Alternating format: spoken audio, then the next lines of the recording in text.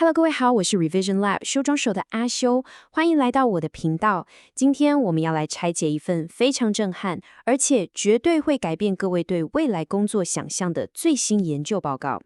這份報告來自於全球頂尖的人工智慧公司 Anthropic， 他們在2026年年初，針對1260位量化社會科學家進行了一次深度的問卷調查。這些受訪者全部都是經濟學、政治學、社會學等領域最頂尖的學者。其實，我們過去這幾年總有一種刻板印象，認為人工智慧對學術界的衝擊，主要就是在幫助學生寫作業作弊，或是自動生成一些看起來文言文，但實際上沒有靈魂的論文草稿。但是，這份由 Anthropic 提出的報告，徹底揭露了一個完全不同的現實。學術界現在真正發生的革命，並不是文字生成的革命，而是資料分析與程式自動化的革命。今天，我將帶領各位深入了解，人工智慧究竟是如何從根本上改變人類探索社會科學的方法。我們不僅會分析這些數據背後的深層邏輯，也會探討這項技術將如何重屬未來的知識生產模式，甚至對我們每一個人在職場上的競爭力帶來什麼樣的啟示。當我們談到人工智慧進入學術界的時候，大家腦海中浮現的第一個畫面，可能是人工智能正在大量製造品質低劣的學術垃圾。大家可能會想，這些高階學者們是不是都把寫作的工作直接丟給人工智能，然後自己去喝咖啡、放假了？但我們必須先打破這個迷思。這份報告提出了一個非常核心而且一針見血的問題：人工智慧代理到底是在幫忙寫學術論文，還是在幫忙做真正的科學研究？這兩者其實有着天壤之別。如果人工智慧只是幫忙潤飾文字，那它充其量就是一個比較高級的打字機，對吧？但如果今天的人工智慧能夠根據研究者的核心概念，自動去處理龐大而且雜亂的資料集，自己寫出複雜的分析程式碼，自己執行，甚至在遇到系統報錯的時候自己除錯修正，最後產出完美的統計結果，那麼人工智慧就是在實際參與科學研究的過程了。這已經不再是單純的文字搬運，而是深度的邏輯運算與知識的挖掘。這代表着過去社會科學研究過程中最耗時、最痛苦、最需要密集勞動的實證分析階段，現在竟然已經可以被高度自動化。各位，這是一個極度關鍵的典範轉移，它改變了科學發現的根本路徑。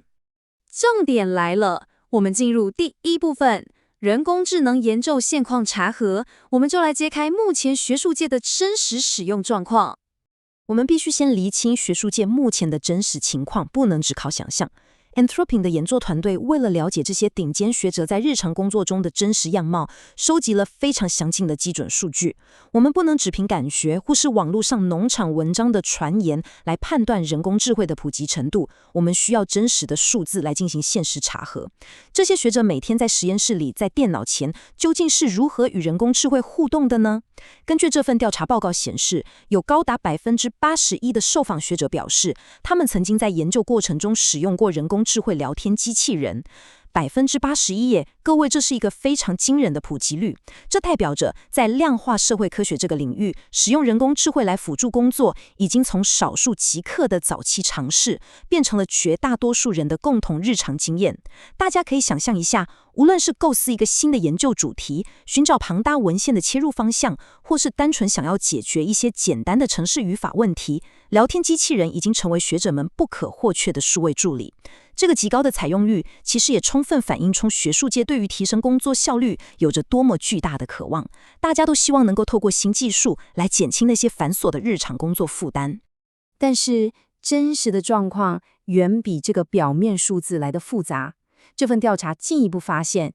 真正將自主程式代理，也就是類似 Cloud Code 或 Codex 這種進階工具，深度整合到每周固定工作流程中的學者，其實就20%，81%的人用過聊天機器人，卻只有20%的人使用自主程式代理。這中間存在着一個非常巨大的落差。在這裡，我們必須進行深度的邏輯分析。聊天機器人與自主程式代理其實是完全不同層級的技術。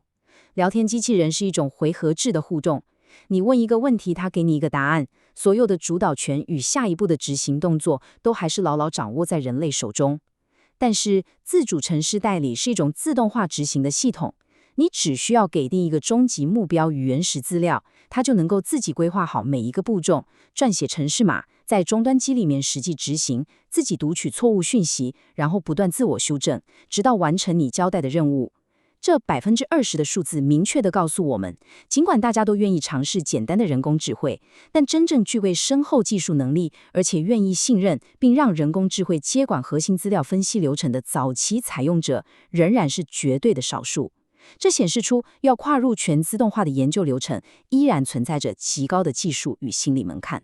接下來這點超級重要，我們進入第二部分，寫程式勝過寫作。這也是自主程式代理在學術界最真實的用途。我們要來好好拆解一下那20%的早期採用者，也就是學術界最前衛的這群人，到底拿這些強大的自主程式代理在做什麼？當我們搞懂了他們的使用行為，我們就能準確預測未來整個學術界，甚至是知識工作者的演進方向。這群走在最前端的學者，並沒有把人工智慧當成單純的寫作機器，而是把它當成了一個超級強大的運算與工程助理。這份調查的數據給出了非常明確的答案。在這些使用自主程式代理的學者當中，有高達97%的人是利用這項技術來生成程式碼與處理繁雜的量化分析。相對之下，只有大約1/3的使用者會用人工智慧來撰寫論文的文字草稿。97%對比33%，這個懸殊的差距其實說明了一切。我們必須了解，社會科學研究中最困難、最耗費心力、最讓人感到挫折的部分，往往不是最後把結論寫成優美的文字，而是前面那段極度痛苦的實證分析過程。你需要清理那些充滿錯誤的雜亂原始數據，處理缺失值，跑無數次的回歸模型，進行各種反覆的穩健性測試。過去，這些被認為是不可化約的人類工作，研究者必須親自盯着螢幕，一行一行地寫程式，除錯到深夜。現在，這高達97%的數據證實了，學者們正在把這些最硬核、最枯燥的工程步驟大規模地外包給人工智慧。當實證分析的時間成本與勞力成本大幅下降時，社會科學的一代速度與探索範圍將會產生根本性、革命性的改變。這才是人工智慧對整個知識生產體系最深遠的影響。我們繼續聊下去。第三部分，隱藏的採用鴻溝。我們來看看，在這場技術革命中，是誰真正掌握了優勢？歷史不斷告訴我們，當一項強大且具顛覆性的新技術出現時，它的紅利從來就不會是公平分配的。這份報告無情地揭露了一個隱藏在學術界內部的採用鴻溝。人工智慧的普及並沒有讓所有人站在同一個起跑線上，反而更加暴露出了學術圈內部的結構性差異與資源不平等。首先，我們看到的是學科領域之間的巨大差異。數據明確顯示，經濟學界使用自主程式代理的比例高達39%，政治學界大約是25%，而公共衛生領域卻可憐的只有6%。各位，為什麼會出現超過6倍以上的驚人差距？我們從實務應用的邏輯來分析。經濟學本來就是一個高度量化、極度依賴龐大結構化資料集與複雜計量模型的學科。經濟學者對於程式編寫與運算能力的需求本來就極高，因此當能夠自動寫程式的完美工具出現時，他們自然會成為最積極的採用者。相對而言，公共衛生或是某些醫療相關領域，往往受到極度嚴格的醫療資料隱私法規限制，他們根本無法輕易將病患資料交給雲端的人工智慧去處理，或是他們的研究方法本質上更偏向質性研究。這種技術紅利在不同學科間的嚴重分配不均，未來可能會導致學科發展速度的極度失衡。資源豐富、高度量化且沒有隱私包袱的領域，會以幾何級數的速度產出研究成果，從而在整個科學界獲取更大的學術話語權。另一個極度明顯的鴻溝，則是存在於不同的世代與學術職級之間。這份調查指出，有超過1/4的博士生與博士後研究員至少每週會使用一次自主程式代理。但是，在那些已經取得終身教職的資深教授群體當中，這個比例卻不到12%。年輕學者的採用率足足是資深教授的2倍以上。這背後的深層邏輯其實非常現實，甚至有點殘酷。第一點，年輕世代本來就是數位原住民，他們對於程式語言和新技術的學習成本較低，技術流暢度自然更高。第二點，也是最現實的一點，就是學術界那句名言“不出版便出局”的巨大生存壓力。博士生與年輕的助理教授需要拼了命地產出論文來換取教職與未來的升等機會。他們有着極強的焦慮感與動機，去尋找任何能夠大幅提升生產力的工具。反觀資深教授，他們已經擁有了穩定的學術地位與終身俸，加上他們通常掌握着充足的研究經費，可以輕易聘請大量的人類助理來幫忙跑數據。因此，要求他們放下身段，親自去學習並採用全新人工智慧代理的急迫性，自然就相對低了非常多。這是一場由下而上發起的效率革命。更令人擔憂的是，報告還毫不避諱地指出，性別與機構資源之間存在着巨大的落差。研究團隊仔細分析了受訪者的姓名特徵，發現擁有典型男性姓名的研究者使用自主程式代理的比例是擁有典型女性姓名研究者的整整2倍。此外，來自全球排名前25名頂尖大學的精英學者使用這些進階人工智慧工具的幾率也比其他一般大學的學者高出了40%。這種現象在社會學中被稱為非常著名的馬太效應，也就是凡有的還要加給他，叫他有餘。簡單來說，就是強者恆強，富者恆富。擁有更多資源，身處於濃厚科技氛圍與學術優勢地位的群體，他們不僅在傳統的學術競爭中已經佔據優勢，現在更因為資訊落差，成為了早期科技採用的絕對領跑者。大家可以思考一下，這些頂尖大學的學者，因為最早接觸到，也最有資源去使用最強大的運算工具，他們未來發表高影響力論文的速度將會比別人快上好幾倍。如果這個趨勢不變地持續下去，人工智慧的早期採用不但沒有像大家一開始幻想的那樣拉平學術界的競爭環境，反而可能會極度嚴重地加劇現有的學術不平等現象。進入第4部分，我們來探討生產力與實際產出之間的關係。效率的絕對提升，真的等於科學的實質進步嗎？了解了前面的背景與結構性落差之後，我們必須把焦點轉移到最核心的應用與闡述問題上。既然有這麼多人，尤其是年輕的經濟學者與頂尖大學的研究員，都在如此積極地使用這些強大的人工智慧工具，那麼這一切的努力是否真的轉化成了更多、更好的學術論文產出？我們必須透過客觀的資料來檢視所謂的生產力與實際最終產出之間的真實關聯。這份數據呈現出一個非常有趣的生產力瓶頸現象。在研究流程的早期階段，也就是那些使用自主程式代理的學者，他們啟動新專案的數量、發布的初期工作論文，以及提交的研究計劃補助申請數量，並完全沒有使用工具的同行，大幅高出了10%到75%不等。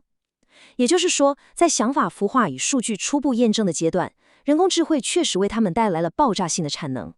然而，在研究流程的晚期階段，也就是實際向頂尖學術期刊提交最終新論文的數量上，這兩群人卻沒有任何顯著的差異。這不禁讓我們聯想到歷史上非常類似的科技轉折點。我們回顧一下1980年代末期到90年代，當 Stata 或 SPSS 這種強大的統計軟體開始普及，徹底取代了傳統的打孔卡片時，跑一次複雜回歸分析的時間，從原本的幾個禮拜，瞬間縮短到了幾秒鐘。當時的學者也經歷了專案啟動成本大幅下降的黃昏階段，大家都在瘋狂地跑模型。但最終要把這些數據結果整理成嚴謹的學術論述，與既有文獻進行深度對話，並通過極度嚴格的同儕審查，這個最後一里路的打磨工作，依然高度依賴人類深度的心智勞動。現在的人工智慧代理也是一模一樣的情況，它讓開啟一個研究專案變得無比便宜與快速。但在目前這個發展階段，要產出能夠被頂尖期刊接受的最終產品，人類學者的批判性思考與論述能力依然是那道無法被輕易自動化的核心瓶頸。簡單整理一下剛剛的內容，我們進入第5部分：科學的未來。這場典範轉移究竟會帶來什麼樣的長遠影響？剛剛我們清楚看到了，人工智慧目前主要被用於寫程式與處理數據，也看到了採用者的背景存在着極度明顯的結構性差異，更發現了前端生產力大爆發，但後端實際產出卻嚴重塞車的奇特現象。接下來，我們要把視角拉高，探討這場科技典範轉移對未來整體科學發展的長遠影響。那些身在其中的學者們自己是如何看待這場變革的呢？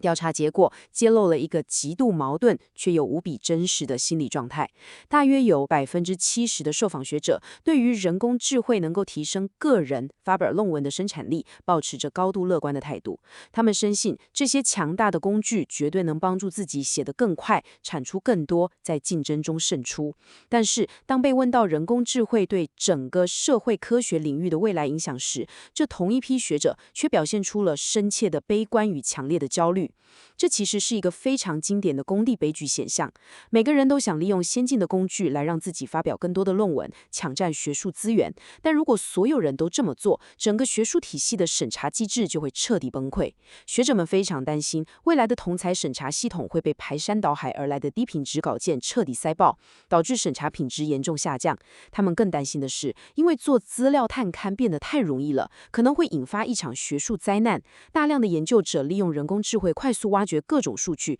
只挑選有顯著結果的數據來發表，導致嚴重的選擇性報道與數據造假問題。整個學術界未來可能會被這種快速低風險但實際上只有微小漸進式貢獻的研究給徹底淹沒，反而失去了探討那些重大深刻需要長期投入議題的動能。這些焦慮把我們帶到了今天最關鍵也最值得深思的一個問題：人工智慧到底會讓科學變得更好，還是只是單純讓科學變得更快？其實這個問題不僅僅適用於象牙塔裡的學術界，它也完全同樣適用於我們目前的商業應用與職場環境。在商場上，我們現在都可以利用人工智慧快速生成了無數精美的報表、商業企劃案與程式碼，我們的執行速度確實大幅提升了。但是，我們必須認識到，更快的執行速度並不自動等於更高的決策品質與創新價值。如果我們只是一味地追逐速度，最終大家只會在平庸的產出中互相內耗與競爭。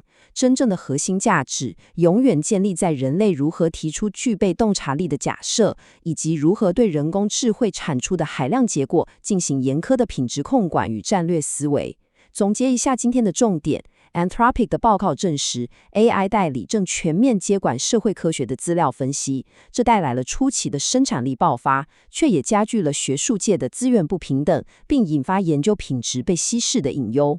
科技給了我們極速的引擎，但方向盤依然必須緊緊握在人類手中。今天的內容就到這邊。如果你覺得這集有幫助，記得馬上點讚加訂閱加開啟小鈴鐺。我們正在衝訂閱，需要你的支持。我是阿修，我們下次見，拜拜。